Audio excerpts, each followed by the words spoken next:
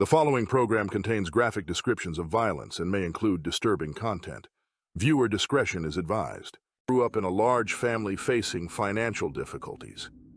Her early years were marked by instability, which foreshadowed the troubled path she would later follow. At 16, she married John Baniszewski, a local police officer. Their marriage produced 4 children, but was fraught with domestic abuse and financial woes.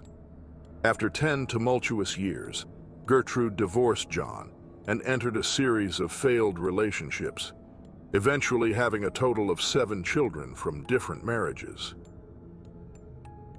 By 1965, Gertrude was living in a rundown rental house in Indianapolis, struggling to provide for her children. She relied on taking in boarders and doing odd jobs to make ends meet. The home was chaotic and overcrowded, a reflection of Gertrude's desperate financial situation. It was within this context of hardship and instability that Sylvia and Jenny Lykens entered her life. Lester and Betty Lykens, carnival workers, needed someone to care for their daughters while they traveled for work. Gertrude agreed to take in Sylvia, 16, and Jenny, 15, for $20 a week. At first, the arrangement seemed ordinary. The Lykens sisters settled into the Baniszewski household, unaware of the nightmare that awaited them. The payments from the Lykens' parents were sporadic, exacerbating Gertrude's financial stress. Her frustration and resentment grew, and she began to take out her anger on Sylvia. The abuse started subtly, with Gertrude reprimanding Sylvia for minor infractions, but it quickly escalated into physical violence. Gertrude would slap Sylvia, pull her hair, and subject her to other forms of physical humiliation. The psychological torment was equally severe, as Gertrude berated Sylvia with cruel and demeaning language, eroding her sense of self-worth. As the weeks passed, the abuse intensified. Gertrude's children, Paula, John, Stephanie, and the younger ones, were drawn into the cycle of violence. Encouraged by their mother, they began to participate in tormenting Sylvia. Neighborhood children, attracted to the chaotic Baniszewski household, also became involved, turning Sylvia's suffering into a grotesque form of entertainment. The cruelty Gertrude inflicted on Sylvia knew no bounds. She denied Sylvia food, forcing her to eat scraps and leftovers. She subjected Sylvia to acts of extreme degradation. One particularly horrific incident involved Sylvia being forced to strip naked and endure humiliations in front of others. This public degradation was meant to break her spirit and assert Gertrude's dominance. The neighborhood children watched and sometimes participated, turning Sylvia's torture into a macabre spectacle. One of the most egregious acts of cruelty involved branding Sylvia with a heated needle. The phrase inscribed on Sylvia's stomach was intended to permanently humiliate and mark her. This act demonstrated the extent of Gertrude's sadistic nature and her complete lack of empathy. Sylvia's once healthy appearance deteriorated rapidly. She became gaunt and withdrawn, her body bearing the marks of relentless beatings and burns. Despite her suffering, Sylvia tried to reach out for help. She attempted to confide in friends and neighbors, but Gertrude's manipulative control over the household thwarted each attempt. Gertrude instilled fear in those around her, ensuring that Sylvia's cries for help went unanswered. The few adults who noticed Sylvia's condition failed to intervene, either out of disbelief or indifference. As the months passed, Sylvia's condition worsened. She became increasingly frail, her spirit broken by the relentless abuse. The once vivacious teenager was now a shadow of her former self, her body covered in bruises, burns, and cuts. Gertrude's cruelty showed no signs of abating, and the abuse continued with horrifying regularity. In the final weeks of Sylvia's life, the abuse reached an unbearable intensity. Gertrude and her accomplices would burn Sylvia with cigarettes, beat her with belts, and subject her to other forms of torture. Sylvia was often tied up and left in the basement, a dark and cold space where she was isolated and further tormented. Her physical and emotional state deteriorated rapidly as the abuse continued unabated. One of the most disturbing incidents occurred when Gertrude forced Sylvia to insert a glass Coca-Cola bottle into her vagina while being watched by Gertrude's children and neighborhood kids.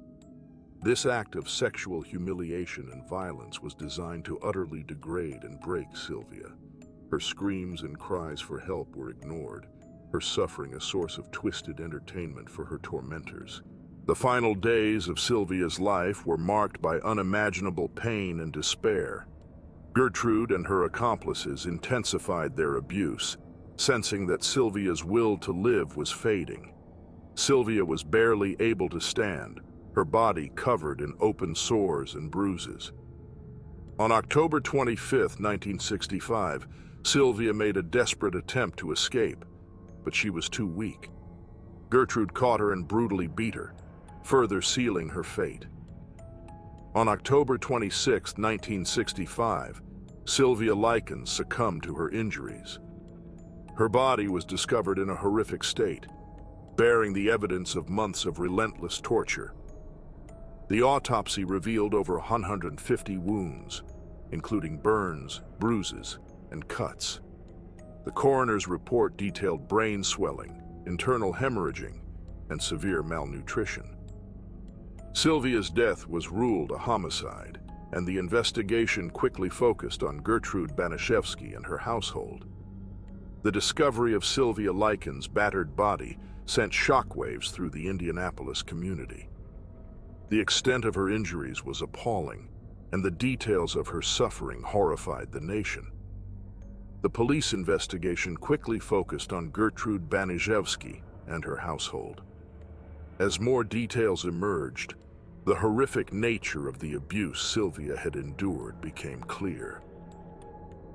The arrest of Gertrude Baniszewski, along with her children Paula, John, Stephanie, and several neighborhood kids, marked the beginning of a highly publicized and sensational trial. The prosecution's case was built on the overwhelming evidence of the systematic torture and abuse that Sylvia had suffered at the hands of Gertrude and her accomplices. The trial began in April 1966, attracting significant media attention. The courtroom was filled with tension as witnesses took the stand to recount the gruesome acts of violence inflicted upon Sylvia. The testimonies were harrowing, painting a vivid picture of the daily torment Sylvia endured. One of the most powerful testimonies came from Jenny Lykens, Sylvia's younger sister. Despite her own trauma and fear, Jenny bravely recounted the months of torture her sister endured. Her detailed account of the abuse provided crucial evidence of Gertrude's cruelty and manipulation. Jenny described how Sylvia was beaten, burned, and starved, and how Gertrude and her children forced her to perform degrading acts. The prosecution also called several neighborhood children to testify. These children had witnessed and, in some cases, participated in the abuse. Their testimonies corroborated Jenny's account and revealed the extent of Gertrude's control over the household. The children described how Gertrude encouraged them to join in the torture, turning Sylvia's suffering into a twisted form of entertainment.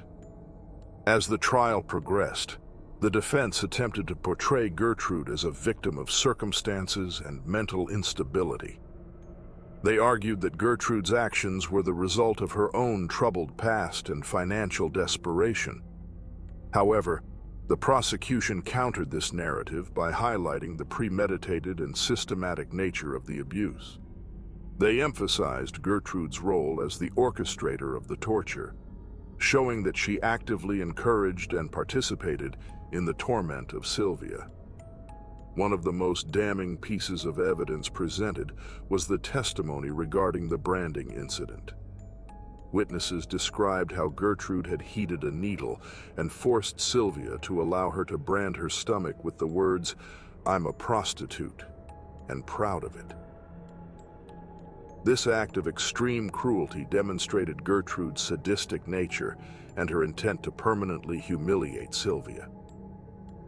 The emotional impact of the trial was profound. The courtroom was often filled with gasps and tears as the graphic details of Sylvia's abuse were recounted. The public followed the trial closely, expressing outrage and disbelief at the level of cruelty inflicted upon Sylvia. The media coverage further fueled public anger, and calls for justice for Sylvia Lykens grew louder. After weeks of emotional and gut-wrenching testimonies, the jury reached a verdict. On May 19, 1966, Gertrude Baniszewski was found guilty of first-degree murder. Her daughter Paula was convicted of second-degree murder, while the other participants received varying sentences for their roles in the abuse. The convictions brought a sense of justice for Sylvia Lykens, but the emotional scars left on her family and those involved in the case were deep and lasting. Gertrude Baniszewski was sentenced to life imprisonment.